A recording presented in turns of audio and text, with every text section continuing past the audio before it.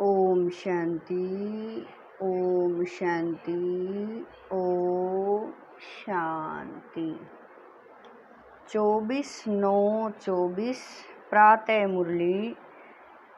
ओम शांति। बाप दादा मधुबन।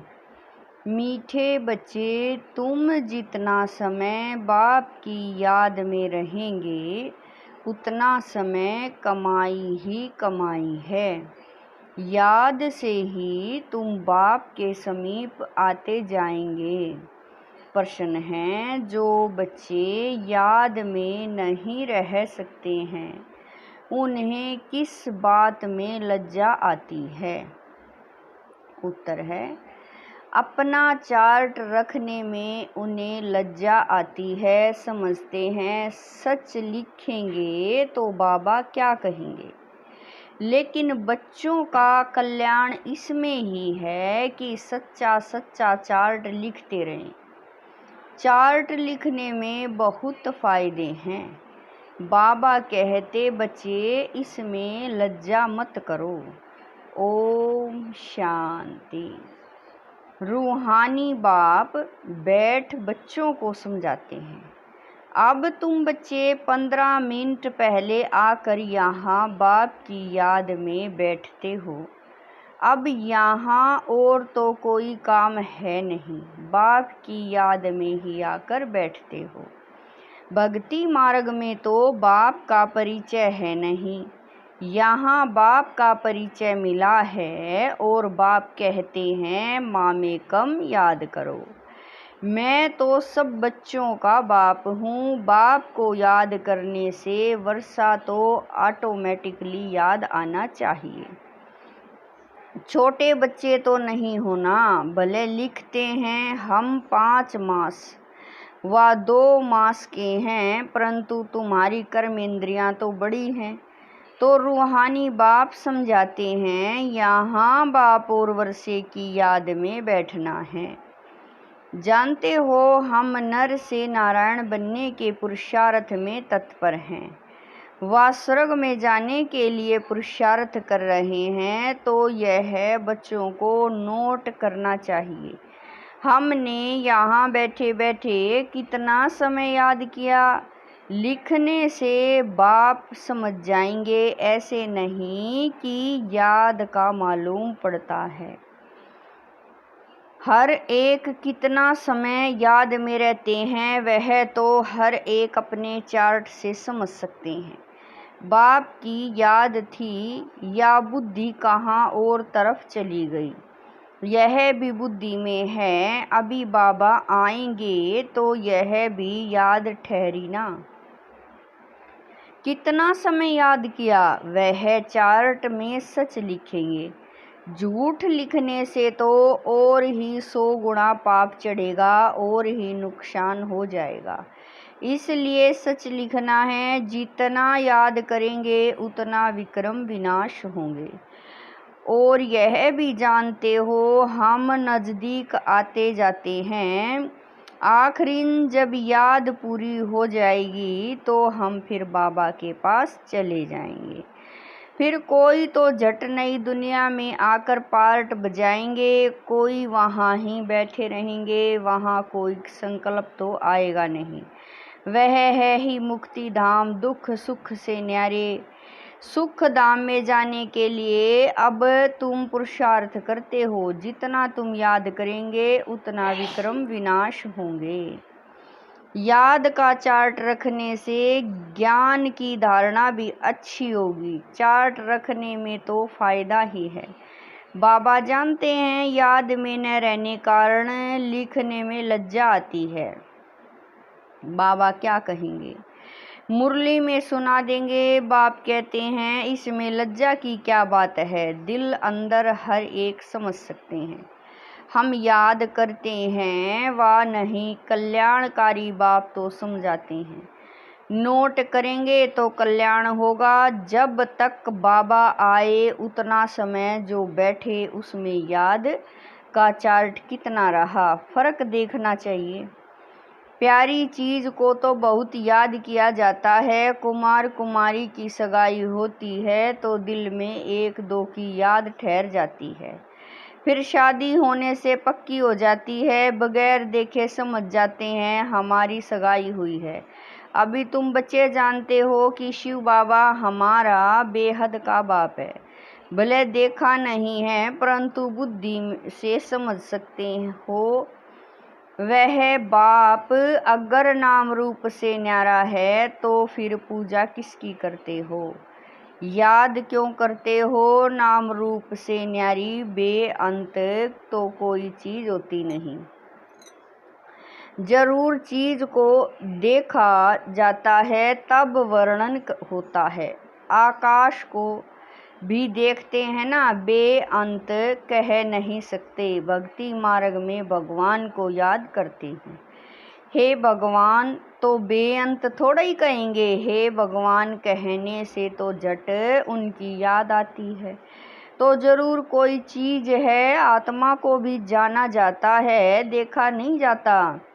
सब आत्माओं का एक ही बाप होता है, उनको भी जाना जाता है। तुम बच्चे जानते हो बाप आकर पढ़ाते भी हैं। आगे यह मालूम नहीं था कि पढ़ाते भी हैं। श्री कृष्ण का नाम डाल दिया है। श्री कृष्ण तो इन आँखों से देखने में आता है। उनके लिए तो बेअंत नाम रूप से न्यारा कह न सके। श्री कृष्ण तो कभी कहेंगे नहीं। माँ में कम याद करो, वह तो सम्मुख है।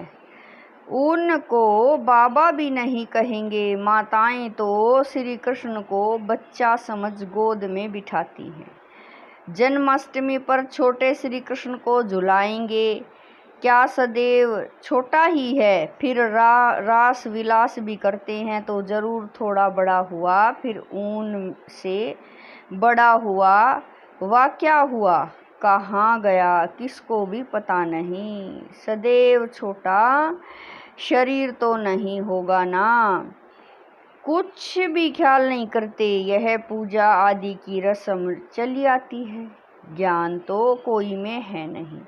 दिखाते हैं श्री कृष्ण ने कंसपुरी में जन्म लिया। अब कंसपुरी की तो बात ही नहीं, कोई का भी विचार नहीं चलता। भक्त लोग तो कहेंगे श्री कृष्ण हाजिरा हजूर है। फिर उनको स्नान भी कराते हैं, खिलाते भी हैं। अब वह खाता तो नहीं, रखते हैं मूर्ति के सामने और खुद खा लेते हैं। यह भी भक्ति मार्ग हुआ ना। श्रीनाथ जी पर इतना भोग लगाते हैं, वह तो खाता नहीं, खुद खा जाते हैं। देवियों की पूजा में भी ऐसे करते हैं, खुद ही देवियां बनाते हैं, उनकी पूजा आदि कर फिर डुबो देते हैं। जेवरात आदि उतार कर डुबोते हैं। फिर वहाँ तो बहुत रहते हैं, जिसको जो हाथ में आया वह उठा लेते हैं। देवियों की ही जास्ती पूजा होती है। लक्ष्मी और दुर्गा दोनों की मूर्तियां बनाते हैं। बड़ी मम्मा भी यहाँ बैठी है ना, जिसको ब्रह्मपुत्रा भी कहते हैं। समझेंगे ना कि इस जन्म और भविष्य के रूप की पूजा कर रहे हैं। कितना वंडरफुल ड्रामा है। ऐसी ऐसी बातें शास्त्रों में आ न सके। यह है प्रैक्टिकल एक्टिविटी। तुम बच्चों को अब ज्ञान है, समझते हो। सब जास्ती चित्र बनाए हैं। आत्माओं के जब रुद्र यज्ञ रचते हैं तो लाखों शालिग्राम बनाते हैं। देवियों के कब लाखों चित्र नहीं बनाएंगे। वह तो जितने पुजारी होंगे उतनी देवियां बनाते होंगे। वह तो एक ही टाइम पर लाख शालिग्राम बनाते हैं। उनका कोई फिक्स दिन नहीं होता है, कोई मुहूर्त आदि नहीं होता है। जैसे देवियों की पूजा फिक्स टाइम पर होती है। सेठ लोग को तो जब ख्याल में आएगा कि रुद्र या शालिग्राम रचे तो ब्राह्मण बुलाएंगे। रुद्र कहा जाता है एक बाप को। फिर उनके साथ ढेर शालिग्राम बनाते हैं। वो सेठ लोग कहते हैं इतने सालिग्राम बनाओ, उनकी तिथि तारीख कोई मुकर्रर नहीं होती। ऐसे भी नहीं कि शिव जयंती पर भी रुद्र पूजा करते हैं, नहीं, अक्सर करके शुभ दिन बृहस्पति को ही रखते हैं। दीपमाला पर लक्ष्मी का चित्र थाली में रख कर उनकी पूजा करते हैं, फिर रख देते हैं। वह है महालक्ष्मी युगल है ना। मनुष्य इन बातों को जानते नहीं। लक्ष्मी को पैसे कहाँ से मिलेंगे, युगल तो चाहिए ना, तो यह लक्ष्मी नारायण युगल है।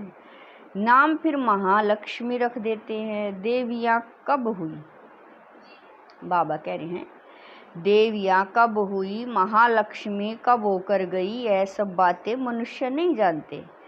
तुमको अब बाप बैठ समझाते हैं। तुम्हारे में भी सबको एक रस धारणा नहीं होती है।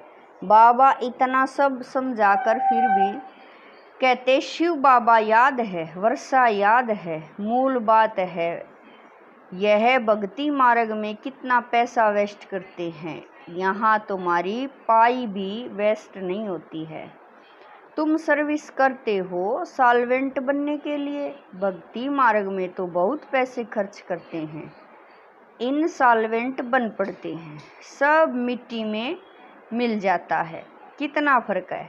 इस समय जो कुछ करते हैं वह ईश्वरीय सर्विस में शिव बाबा को देते हैं। शिव बाबा तो खाते नहीं हैं, खाते तुम हो। तुम ब्राह्मण बीच में ट्रस्टी हो, ब्रह्मा को नहीं देते हो, तुम शिव बाबा को देते हो। कहते हैं बाबा आपके लिए धोती कमीज लाई हूँ। बाबा कहते हैं इनको देने से तुम्हारा कुछ भी जमा नहीं होगा। जमा वह होता है जो तुम शिव बाबा को याद कर इनको देते हो। फिर यह तो समझते हो ब्राह्मण शिव बाबा के खजाने से ही पलते हैं, बाबा से पूछने की दरकार नहीं है कि क्या भेजूं, यह तो लेंगे नहीं, तुम्हारा जमा ही नहीं होगा। अगर ब्रह्मा को याद किया तो ब्रह्मा को तो लेना है, शिव बाबा के खजाने से तो शिव बाबा ही याद पड़ेगा। तुम्हारी चीज क्यों लेवें, बीके को देना भी रोंग है। बाबा ने समझाया है तुम कोई से भी चीज लेकर पहनेंगे तो उनकी याद आती रहेगी। कोई हल्की चीज है तो उनकी बात नहीं, अच्छी चीज तो और ही याद दिलाएगी। फलाने ने यह दिया, उनका कुछ जमा तो होता नहीं, तो घाटा पड़ा ना। शिव बाबा कहते हैं माँ में कम याद करो। मुझे कपड़े आदि की दरकार नहीं, कपड़े आदि बच्चों को चाहिए, वह शिव बाबा के खजाने से पहनेंगे। मुझे तो अपना शरीर है नहीं, यह तो शिव बाबा के खजाने से लेने के हकदार हैं। राजाई के भी हकदार हैं। बाप के घर में ही बच्चे खाते पीते हैं ना। तुम भी सर्विस करते कमाई करते रहते हो। जितनी सर्विस बहुत उतनी कमाई होगी। खाएंगे पिएंगे शिव बाबा के भंडारे से, उनको नहीं देंगे तो जमा ही नहीं होगा। शिव बाबा को ही देना होता है। बाबा आपसे भविष्य 21 जन्मों के लिए पद्मपति बनेंगे। पैसे तो खत्म हो जाएंगे, इसीलिए समर्थ को हम दे देते हैं। बाप समर्थ है ना, 21 जन्मों के लिए वह देते हैं। इनडायरेक्ट भी ईश्वर अर्थ देते हैं ना। इनडायरेक्ट में इतना समर्थ नहीं है, अभी तो बहुत समर्थ हैं क्योंकि सम्मुख है। वर्ल्ड ऑलमाइटी अथॉरिटी इस समय के लिए है। ईश्वर अर्थ कुछ दान पुण्य करते हैं तो अल्पकाल के लिए कुछ मिल जाता है। यहाँ तो बाप तुमको समझाते हैं मैं सम्मुख हूँ, मैं ही देने वाला हूँ। इसने भी शिव बाबा को सब कुछ देकर सारे विश्व की बादशाही ले ली ना, यह भी जानते हो। इस व्यक्त का ही अव्यक्त रूप में साक्षात्कार होता है। इनमें शिव बाबा आकर बच्चों से बात करते हैं। कभी भी यह ख्याल नहीं करना चाहिए हम मनुष्य से लेवें, बोलो शिव बाबा के भंडारे में भेज दो, इनको देने से तो कुछ नहीं मिलेगा और ही घाटा पड़ जाएगा। गरीब होंगे करके 3-4 रुपये की कोई चीज़ तुमको देंगे, इनसे तो शिव बाबा के भंडारे में डालने से पदम हो जाएगा। अपने को घाटा थोड़ा ही डालना है। पूजा अक्सर देवियों की ही होती है, क्योंकि तुम देवियां ही खास निमित्त बनती हो ज्ञान देने के।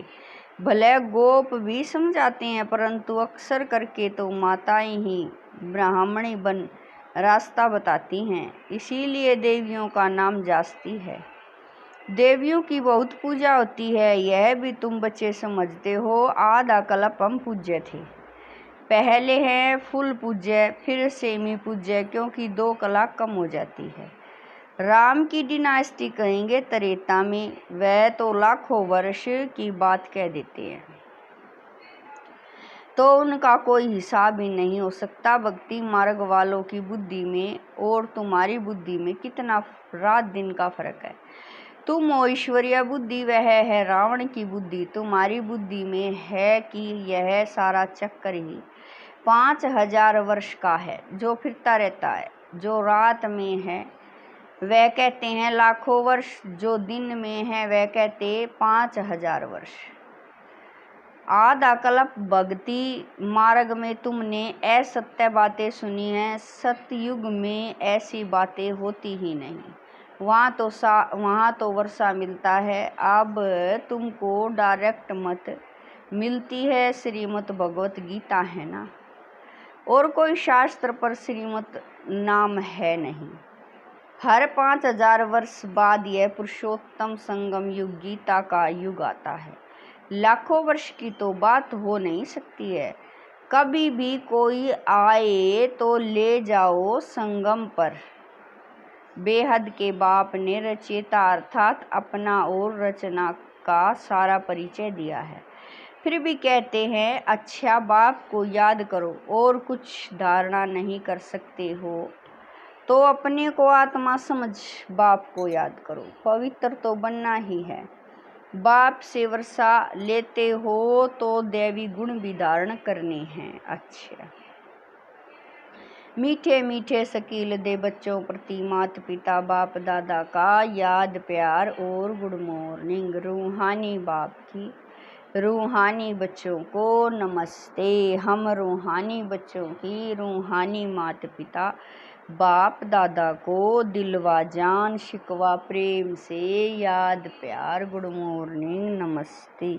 ओम शांति। मेरे बाबा मीठे बाबा प्यारे बाबा, लाख लाख शुक्रिया मेरे बाबा।